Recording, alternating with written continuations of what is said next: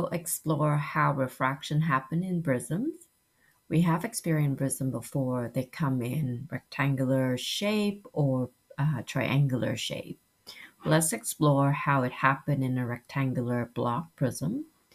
So imagine I have an incident ray coming into this glass slab, which is denser than air, so light technically is being slowed down, as glass has a denser is a denser material than air. The incident ray is coming at this interface between air and glass at a 45-degree angle. So we call this the angle of incidence. It is the angle, once again, made between the incident ray and the normal, which is the imaginary line we draw perpendicular to the interface.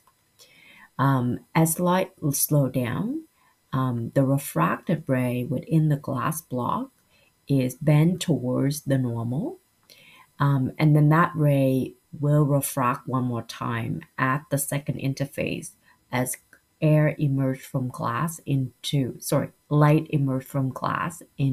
air. At which point we will draw a normal line that is perpendicular to the point of refraction, and that angle of incidence, if you can see, is smaller than the angle of refraction at the second interface. If I were to draw a straight line from the incident ray all the way through the glass slab, all the way through the air again, you will see that this incident ray has been laterally displaced out of its out of its straight line position, due to the course of its refraction through the glass block and air. So to show you what I meant with that lateral displacement, let's have a look at this picture on this next page. If you scroll down to this page, you will see what I explained here. So consider this is your air, this is glass, or could be acrylic block, which is a denser material in any way than air.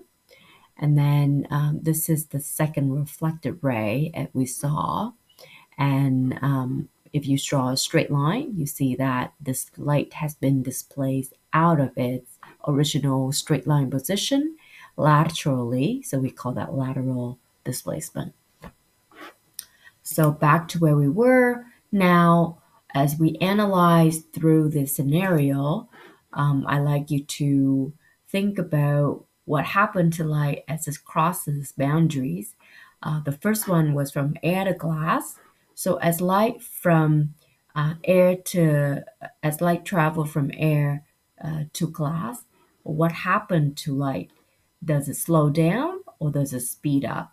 You choose one scenario, and um, does the light refracted towards the normal in this case or away from the normal? And this is what I'm talking about, the first boundary, air and glass. So we're considering this set of ray for the scenario.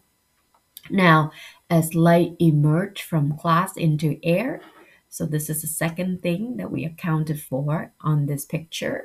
Choose the appropriate outcome for light. So we're talking about the set of light right here. Did it slow down or sped up? And does it bend towards the normal or away from it? So once you understand how light happened in a rectangular block prism, let's try practicing this scenario in which you have, somewhat of a more complicated scenario to apply your skill. We have incident air light coming from air into a plastic material that is suspended or floated in water. And know that the plastic material has a refractive index that is higher than air and water. It is somewhat of a denser material, and air has a refractive index of 1 when water has a refractive index of 1.33. So good luck with trying that practice. I'm now going to move us to how refraction happened through a rectangular prism, knowing that air has a refractive index of 1, and this glass is 1.454. So you have an incident rate like this. I'm going to flip over to Paint so I can show you the entire process, how you would do it step by step. So here I have a rectangular prism that you saw earlier, and I'm going to draw a normal, which is a line perpendicular to the point of refraction as light entering air from air into glass. So I'm going to draw a straight line.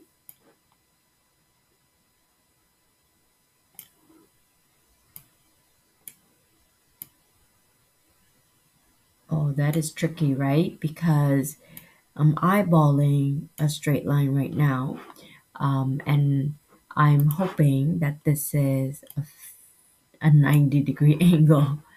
Okay, so let me just make sure on my screen here with my ruler. Yep, so I eyeballing pretty good. I confirmed it with a ruler. You don't see that I'm doing that because I'm just doing it physically. I'm going to make this dashed line just to show you that this is an imaginary line.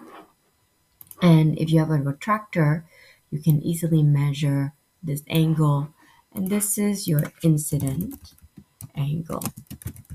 Okay? And so, as you know, light traveling from air to glass is going to be slowed down. And so the refracted ray that you're about to draw is going to bend towards the normal. Now, we haven't discussed or go into detail with Snell law or Ibn Sahal law to be exact. We are going to eyeball the refracted angle here. So if you could show that the refracted angle here is smaller than the incident angle. So I'm talking about this angle here. This is our first refracted angle. I'm just going to label that right now for you. And if you can show that it's somewhat smaller than the incident angle, then we can say that the refracted ray within the glass block or prism is bending towards the normal. If you notice, this is the angle that is bigger than the refracted angle. I will show an arrowhead showing you the ray, how it travels through the prism. Now here's the second interface, and it's going to refract against here when light emerges from glass into air. So it's essentially being sped up. And so once again, we have this refracted ray, but now it's going to be the incident ray on this boundary here, right? At the interface of glass and air.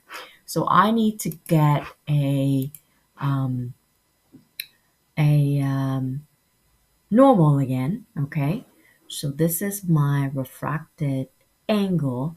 How am I going to draw a normal?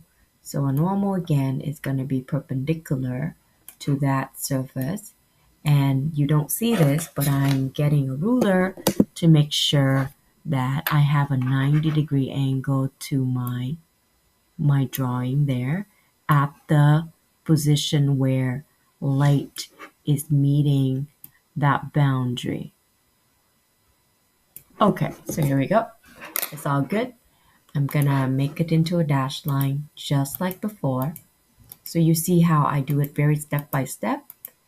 And so right now I am having a 90-degree angle here. Okay, so this is 90-degree, which means this area is 90-degree. And I need to revisit my definition of what an incident angle is. It is the angle that made between the incident ray, which is in this case your refracted ray from the previous refraction. So this is therefore my newly formed incident angle. Okay, and so how would I draw my refracted angle? This is kind of like, the angle of drawing is different from what you've usually seen, but As long as you keep the principle steady, you will be able to figure it out. So I know that light is going to be refracted away from the normal, and this is my incident angle. So I'm going to draw I as a label for myself, and then I'm going to get a second ray of light, and I know that I'm going to be drawing it away from the normal here. So if I can draw a line, again, we're eyeballing, remember that? At the point of refraction, and you notice that this refracted angle is bigger than my incident angle.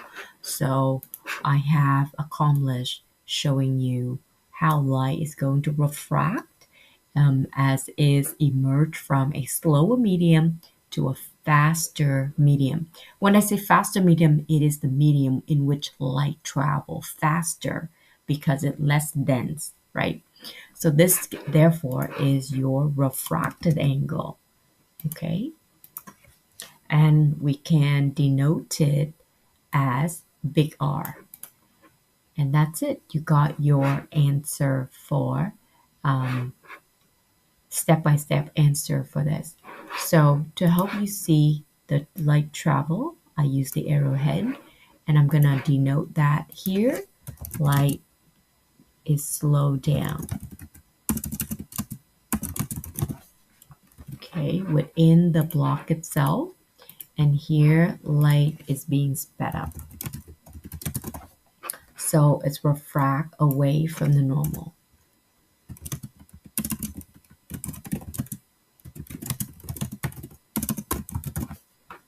And that means within the glass block or the triangular prism, light is therefore bent towards towards the normal. Okay, so you got all the explanation there. Now let's go back to where we were. So we already essentially talked about that. I do have two practice for you to try. You have a laser pointer. The first one I draw the normal for you, but the second one you will do everything yourself. Once you get yourself a chance to practice, the answer key is going to be on the next few pages. So good luck and learn something new.